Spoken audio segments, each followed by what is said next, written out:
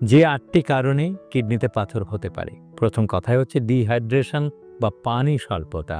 পানি যে কোনো সময় সারাদিনই খাচ্ছেন, কিন্তু যে কোনো একটা সময় যদি পানি স্বল্পতা হয়, তাহলেই এখানে সুপার স্যাচুরেটেড ইউরিন বা গাঢ় প্রস্রাব তৈরি হতে পারে এবং তার মধ্যে পাথরের উপাদানগুলি জমা হয়ে যেতে পারে এবং তারপরে ধীরে ধীরে পাথরে পরিণত হবে।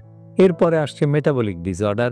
যেহেতু কিডনির পাথরগুলি বেশিরভাগ ক্ষেত্রেই মেটাবলিক ডিসঅর্ডার থেকে হয়, আপনি অক্সালেট খাচ্ছেন কিন্তু অক্সালেট জমা হয়ে যাচ্ছে। ইউরিক অ্যাসিড সমৃদ্ধ মানে গরুর খাসি মাংস খাচ্ছেন, সবার পাথর হচ্ছে তা কিন্তু নয়। কখনো কখনো ইনফেকশন থেকে পাথর হয়, বিশেষ করে আমাদের প্রস্রাবটা সাধারণত অ্যাসিডিক।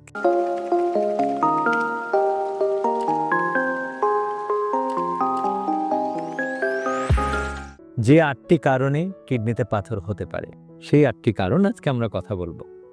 তার আগে আমরা শুরুতে বলে দিই, আসলে কেবলমাত্র এই ৮টি কারণেই পাথর হয় তা কিন্তু নয়। বেশিরভাগ ক্ষেত্রেই আমরা বেশিরভাগ রোগেরই কারণ জানি না। বই পুস্তকে লেখা থাকে শতকরা ৬৫% কিডনি পাথরের কারণ আমাদের জানা নেই। Etiology unknown for every 65% cases. তার মানে ৬৫% নারী পুরুষ যারই পাথর হোক না কেন আমরা জানি না।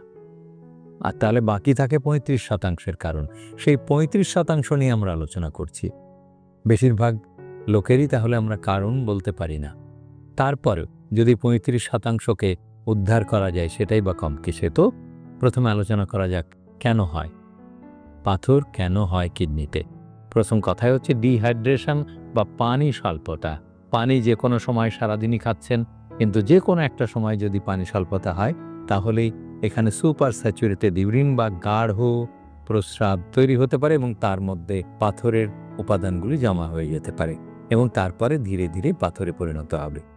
এরপরে আসছে আমাদের শরীরের ভেতরে আমাদের স্রষ্টা মহান আল্লাহ তাআলা এক ধরনের উপাদান রেখেছেন, পদার্থ রেখেছেন কিডনির ভেতরে বা ইউরিনারি সিস্টেমে, যেটি পাথর হতে প্রত্যেক মুহূর্তে বাধা দিচ্ছে। ইউরিনারি সাইট্রেট বা আরও কিছু প্রোটিন কিডনির মধ্যে আছে, কিডনির প্রস্রাব নালীর মধ্যে আছে, যারা প্রতিনিয়ত বাধা দিচ্ছে পাথর তৈরি হতে। সেইগুলি যদি অকার্যকর হয় অথবা অনুপস্থিত থাকে, ইউরিনারি সাইট্রেট যদি অনুপস্থিত থাকে অথবা অকার্যকর হয়, তাহলে পাথর হতে পারে। এরপরে আসছে ক্রিস্টালয়েড এবং কলয়েড রেশিও যদি উল্টোপাল্টা হয়ে যায়, অল্টারনেট হয়ে যায়, তাহলে পাথর হবে। এরপরে আসছে মেটাবলিক ডিসঅর্ডার। যেহেতু কিডনির পাথরগুলি বেশিরভাগ ক্ষেত্রেই মেটাবলিক ডিসঅর্ডার থেকে হয়, আপনি অক্সালেট খাচ্ছেন কিন্তু অক্সালেট জমা হয়ে যাচ্ছে। ইউরিক অ্যাসিড সমৃদ্ধ মানে গরু খাসি মাংস খাচ্ছেন, সবার পাথর হচ্ছে তা কিন্তু নয়। তাহলে কারো কারো পাথর হয়ে যাচ্ছে, তার মানে মেটাবলিজমের সমস্যা হচ্ছে। এই মেটাবলিক ডিসঅর্ডার যারা অনেক বেশি গরুর মাংস খাসির মাংস বা ডাইল খাওয়া দাওয়া করেন, মানে ইউরিক অ্যাসিড তৈরি হতে পারে এরকম উপাদান যারা খাদ্যদ্রব্যে বেশি রাখেন, তাহলে তাদের পাথর হতে পারে। আবার কখনো কখনো ইনফেকশন থেকে পাথর হয়, বিশেষ করে আমাদের প্রস্রাবটা সাধারণত অ্যাসিডিক, পিএইচ অনেক কম। সুতরাং এই অ্যাসিডিক ইউরিন বা অ্যাসিড অম্ল প্রস্রাবকে যদি কোনো ব্যাকটেরিয়া ক্ষারীয় প্রস্রাবে পরিণত করে, তখনই এখানে ফসফেট প্রেসিপিটেশন বা ফসফেটের তলানি বা তিতুনি পড়ে যায়, তখনই ফসফেট স্টোন হয়। যেমন ক্লেবশিয়েলা, প্রোটিয়াস এই ধরনের রোগ জীবাণু বা ব্যাকটেরিয়া যদি আপনার প্রস্রাব নালীতে ইনফেকশন করে, প্রদাহ তৈরি করে, তাহলেই আপনার পাথর হতে পারে। তাহলে ইনফেকশনও একটা মোটা দাগের বড় ধরনের কারণ, কারণ ফসফেট স্টোন হয় অনেকগুলি। তাহলে দ্বিতীয় সারির স্টোনটাই হলো ফসফেট স্টোন। আমাদের প্রথম সারিটা হচ্ছে অক্সালেট স্টোন, দ্বিতীয় সারিটাই হচ্ছে ফসফেট স্টোন, আর তৃতীয় সারিতে আছে ইউরিক অ্যাসিড স্টোন, যেটা আমরা বলছিলাম যে গরু খাসি ডাইল, তারপরে আলু কচু টমেটো বা বিচিযুক্ত সবজি লাইক বিনস, যেমন আপনি যারা শিম বরবটি মটরশুঁটি এগুলি বেশি খায়, তাদেরও এই ইউরিক অ্যাসিড মেটাবলিজমের ঘাটতির ফলে পাথর তৈরি হয়ে যেতে পারে। আর আগের দিকে কিছু হতো, এখন আর হয় না সাধারণত, যে vitamin A deficiency, vitamin A যদি ঘাটতি হয়, এখন কিন্তু আমাদের সরকার সবসময় 6 মাস অন্তর বা প্রতি বছরই ভিটামিন এ খাইয়ে দিয়ে থাকে এবং মানুষকেও সচেতন করে যে কোন কোন খাদ্যে ভিটামিন এ পাওয়া যায়। ফলে ভিটামিন এর ঘাটতি খুব কম হয়।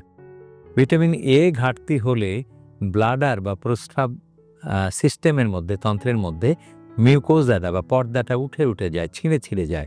তখন সেখানে পাথর তৈরি হতে পারে। তাহলে ভিটামিন এ ডেফিসিয়েন্সি একটা কারণ। ইদানিং এখন এই কারণটা কমে গেছে। আগে একসময় ছোট্ট শিশুদের ভিটামিন এ ডেফিসিয়েন্সির ফলে পেশাবের থলির মধ্যে বড় পাথর তৈরি হয়ে যেত। কেমন? আর প্রস্রাবের থলিতে পাথর হলেই এই বাচ্চারা পুরুষাঙ্গ ধরে টানাটানি করত এবং আমাদের কাছে নানি দাদিরা এসে বলতো, আমার এই নাতিটা ভারী দুষ্টু হয়ে গেছে, সারাক্ষণ ওইটা ধরে টানাটানি করে। আমরা তো হাসতাম এবং এক্স-রে করে দেখতাম যে বড়সড় একটা পাথর হয়ে গেছে। তাহলে ভিটামিন এ ডেফিসিয়েন্সি বা স্বল্পতা আরেকটি কারণ। আর আগেকার যুগে আরেকটা কাজ হতো যে পা ভেঙে গেলে বা কোমরের হাড্ডি ভেঙে গেলে লম্বা সময় ধরে শুইয়ে রাখতো ডাক্তারেরা, অর্থোপেডিক সার্জনরা, তখন পাথর হওয়ার সম্ভাবনা থাকতো।